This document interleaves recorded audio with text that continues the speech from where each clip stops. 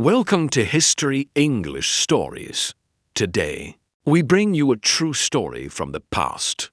One that's strange, powerful, and maybe a little forgotten. Listen closely, follow the subtitles, and let your English grow, one mystery at a time. They didn't stab him right away. That's what they don't tell you. He walked into the Senate that morning like any other morning, confident, calm, almost bored by the weight of the world on his shoulders. Outside, Rome was restless. Inside, Rome was ready to erupt. And he had no idea he was walking straight into the last sunrise of his life. He had been warned by priests, by omens, by his own wife. The night before, Calpurnia dreamt of his statue pouring blood, surrounded by the cries of the Roman people. And yet, morning came, and Caesar,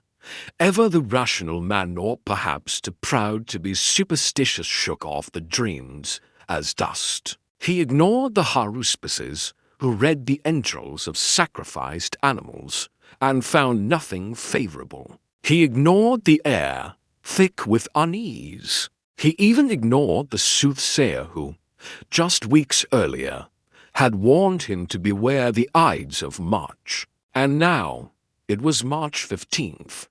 His friend, Decimus, had come to escort him personally. That, too, should have been strange. Decimus had never shown such punctuality or concern.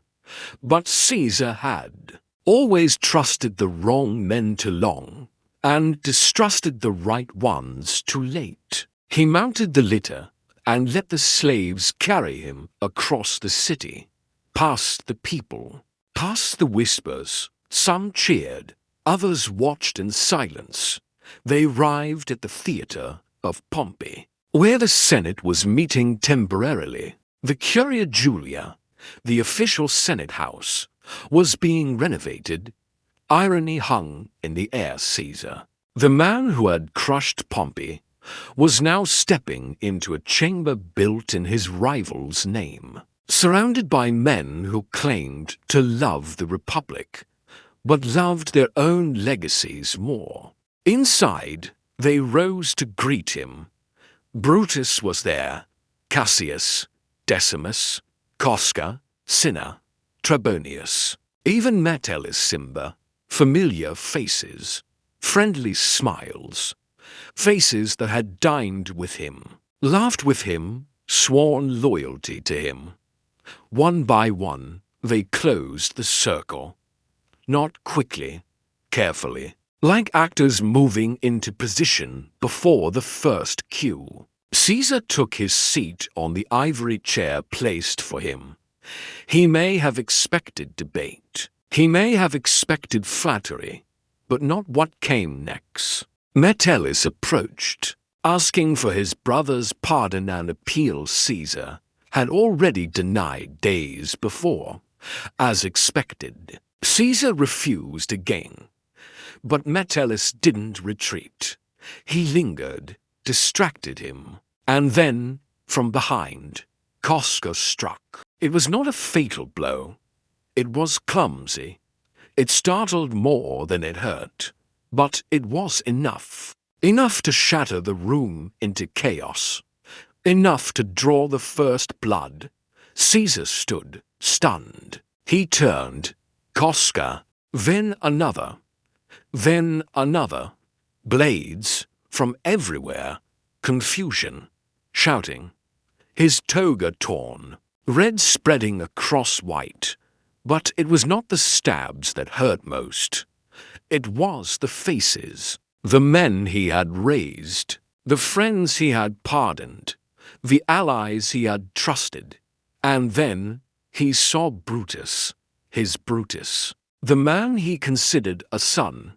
A man whose mother had once been Caesar's lover.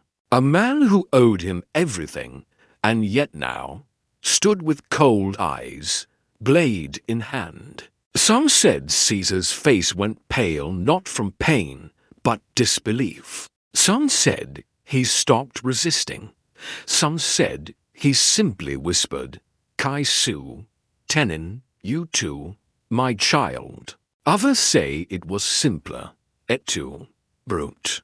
And if those words truly left his lips, it wasn't just an expression of betrayal, it was a surrender, a final severing of the world he believed in. 23 times they stabbed him.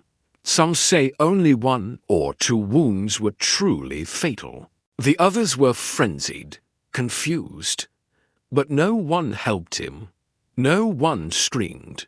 No guards intervened. No one dared. He collapsed at the foot of Pompey's statue, ironic, again, drenched in blood, his final breath mingling with marble. When it was over, they stood in silence, the senators, panting, bloodied, unsure.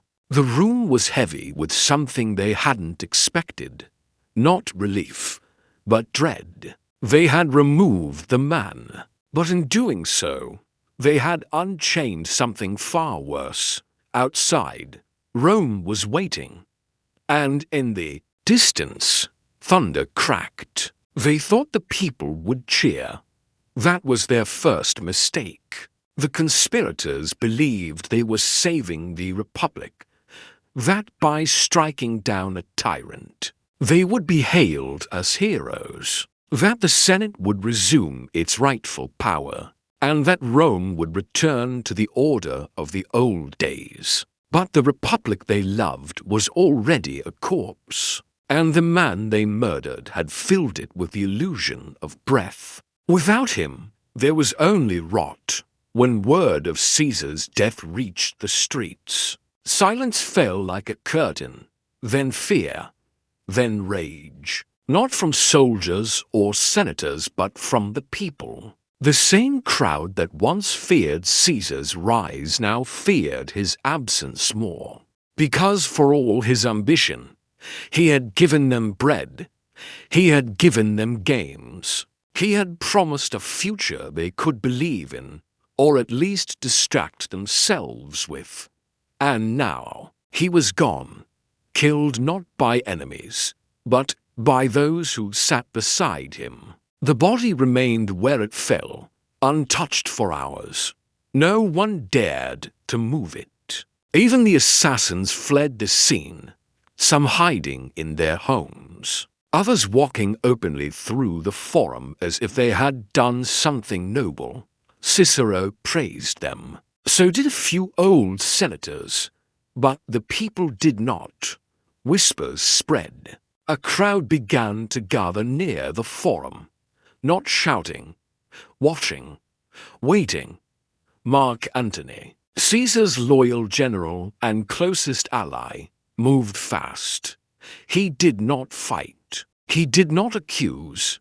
He remained calm, almost too calm. He met with the assassins and pretended to make peace, promised them safety, even shook hands. But all the while, something burned beneath his skin. He asked for only one thing, that he be allowed to deliver Caesar's funeral oration, that he be permitted to speak as a friend one last time. The body was prepared, wrapped in a blood-stained toga, placed upon a pyre in the forum. Under the open sky, the city gathered. Thousands came, some from curiosity, others from love, but all came with unease. When Antony stepped forward, he did not shout, he did not weep. At first, he was careful, measured. Friends, Romans, countrymen. His voice was low, controlled, even humble. He spoke not to incite, but to remind of Caesar's victories, his generosity, the lands he conquered, the wealth he brought, the soldiers he led. And then, slowly, he shifted.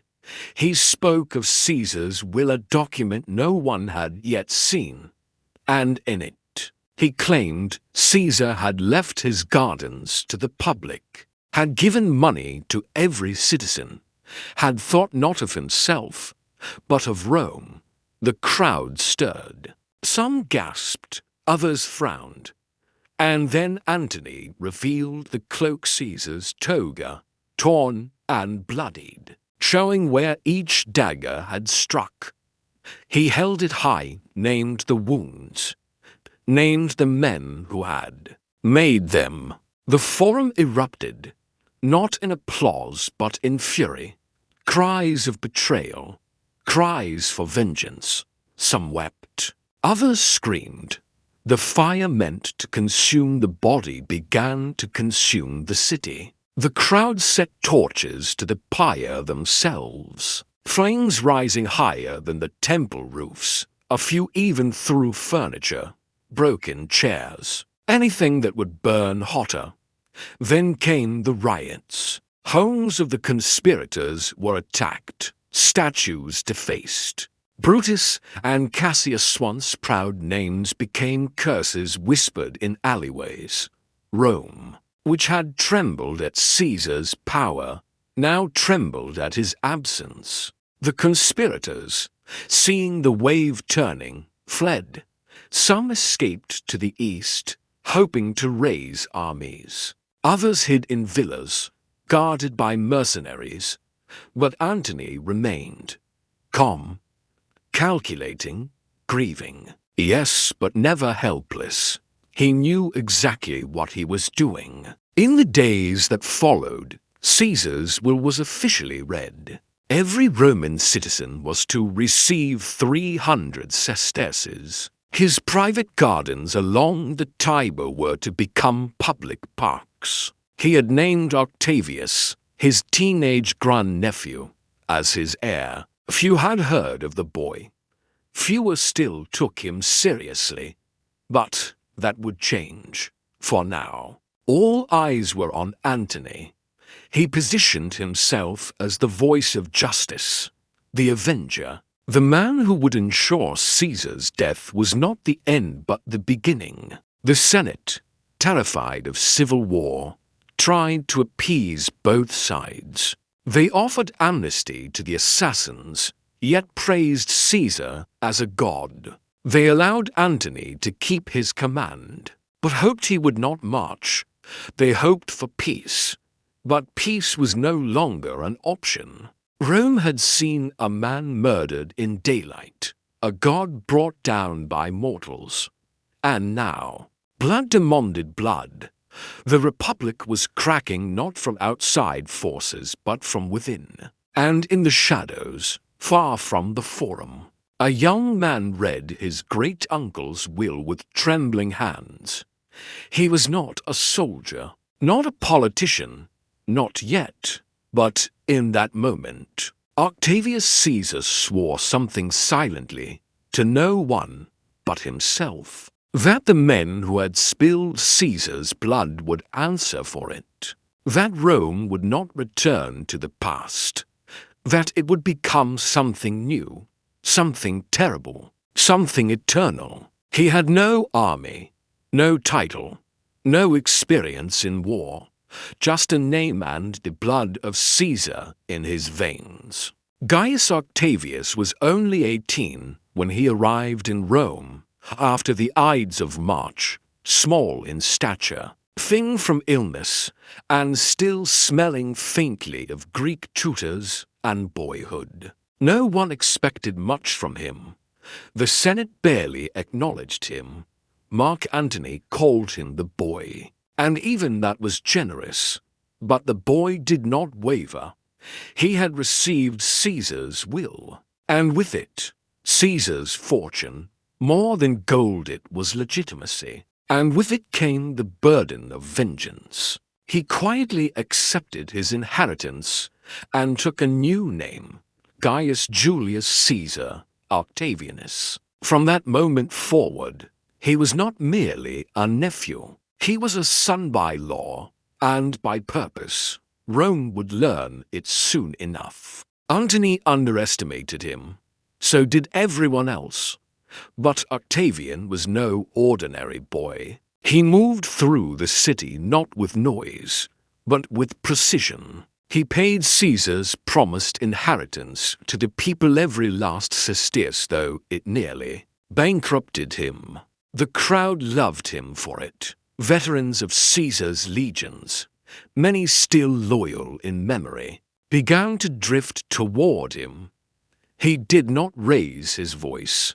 He did not seek attention. But his silence pulled men in like gravity. Antony, meanwhile, was growing bolder, richer, more reckless.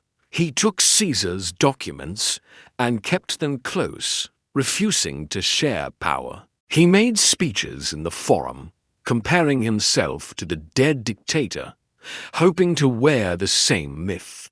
But Rome did not trust loud men anymore. Rome was watching. The Senate, too, grew uneasy. Antony's power grew quickly, and he began seizing land, silencing opposition, and surrounding himself with soldiers. Cicero, the aging orator, saw an opportunity. He had once feared Caesar, but now feared Antony more. He turned to Octavian and whispered old words in young ears, words like republic, honor, destiny. But Octavian wasn't listening for ideals. He was listening for leverage. He aligned himself with the Senate, raised troops legally, and prepared to confront Antony not out of loyalty to the Republic, but to cut off a rival. And so began the next act of vengeance, not chaos, not rioting, but strategy. Cold, quiet strategy. The war came quickly in northern Italy at Mutina. Octavian and the Senate's forces clashed with Antony's army. The fighting was brutal. The outcome messy. Antony was forced to retreat. The Senate rejoiced. Cicero praised Octavian as a hero of the Republic. But then Octavian demanded something unthinkable: the title of consul. He was not of age. He had no real political career. The Senate laughed, so he marched his army into Rome. No speech, no blood, just soldiers in armor standing on the Capitol steps. The laughter died. They granted him the consulship, and with it, power. But Octavian was not finished, not even close. He did not trust the Senate.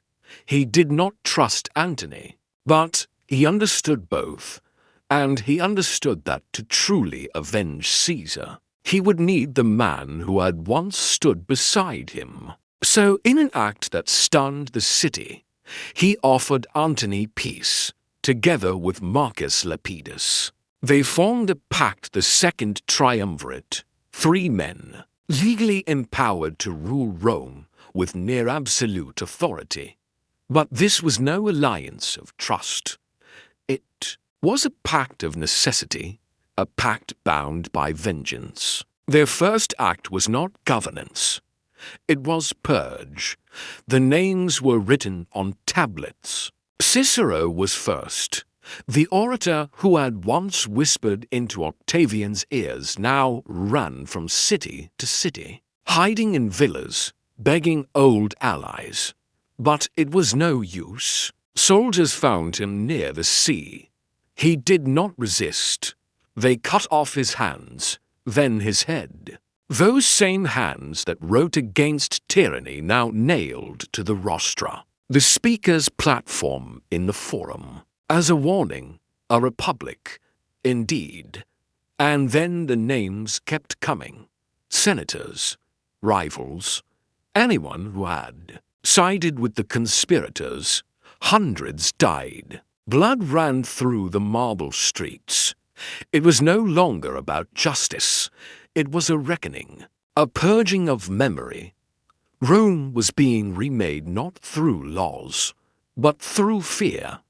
Meanwhile, Brutus and Cassius had fled to the east. They had raised armies in Macedonia, hoping to build a new republic from the ruins. They saw themselves as the last guardians of Roman liberty. But Rome had already changed. Octavian and Antony marched together, meeting the assassins in battle at Philippi. The fields turned red. Brutus and Cassius, the murderers of Caesar, were defeated not by a man but by the myth they thought they had killed. Cassius fell on his sword. Brutus followed days later, dying not with triumph, but with sorrow. Some say he looked at the sky and asked if this was truly the cost of Rome. Others say he said nothing at all. The boy he had once known, the soft, quiet Octavius, was gone, and in his place stood something colder. The war had ended, but peace did not follow. Lepidus faded. Antony ruled the East. Octavian returned to Rome. Their alliance, like all alliances of ambition, began to rot from within. And in the East, far from the marble columns of the Forum, a queen watched the cracks with interest. Her name was Cleopatra. The world split in half. Rome, once the heart of the Republic, now pulsed with two centers. The West, cold and calculated, ruled by Octavian, and the East, lush and dangerous, under the spell of Mark Antony and Cleopatra. The woman was not merely a queen, she was a myth in living form. Cleopatra the Seventh, the last pharaoh of Egypt, ruled not just with beauty, but with wit sharper than any Roman blade. She had captivated Caesar once. Now she held Antony in her grasp, not as a puppet, but as an equal, a partner in both power and destiny. Their union was not subtle, it was theatrical. In Alexandria, they lived like gods, dressed as Dionysus and Isis, holding court as if the Senate no longer existed. They had children together. They gave speeches. Coins were minted bearing their faces side by side. To Rome, it was scandal. To Octavian, it was treason. But Antony did not see it, or he chose not to. He still believed himself a Roman. Even as he built an empire apart from it, he sent messages to the Senate, made plans for war in Parthia, raised legions. But he also sent titles to his sons by Cleopatra, gave away Roman lands, named a child king of kings, and in doing so, he gave Octavian everything he needed, not a sword, but a story, a reason, a way to turn the people against their former hero. He read Antony's will allowed stolen, perhaps forged, but believable enough. It said that Antony wished to be buried in Alexandria beside Cleopatra, that he had made his children heirs of Roman provinces, that he no longer belonged to Rome. The reaction was swift and furious. Senators gasped, veterans murmured, priests shook their heads. The people, ever swayed by theater, began to see Octavian not just as a ruler, but as a savior, a protector of Roman virtue, of Roman gods, of Roman blood. He did not shout. He did not call Antony a traitor. He let Antony condemn himself. And when the time came, he moved with the quiet of a knife sliding between ribs. War was declared not against Antony, but against Cleopatra, a foreign queen, a seductress, a threat to Roman identity. Clever, brutal, effective. The fleet gathered, tens of thousands of men, ships from across the western Mediterranean. Rome had not seen a campaign this massive since Caesar crossed the Rubicon. Antony met him at Actium, Off the coast of Greece, the sea swelled with sails. The sky was grey for days. They stared across the water. When the fighting finally began, it was chaos, wind, fire, screams. And in the heart of the storm, Cleopatra's ships turned. They fled. Antony saw them retreating and followed. Desertion, some said. A planned escape, others insisted. But in the moment, none of it mattered. The fleet collapsed. Soldiers surrendered. Rome won. They did not die that day, Antony and Cleopatra. They returned to Alexandria, and there, behind golden walls, they waited. Octavian did not rush. He moved slowly, methodically, like a surgeon preparing for the final incision. He cut off their allies. He isolated their armies. He let fear do the bleeding. By the time he arrived in Egypt, there was nothing left but silence. Antony, defeated and ashamed, fell on his own sword. But he did not die immediately. He bled, trembling, waiting to see Cleopatra one last time. He was carried to her in a hidden chamber. She kissed him. He died in her arms. Cleopatra, left alone, played her final game.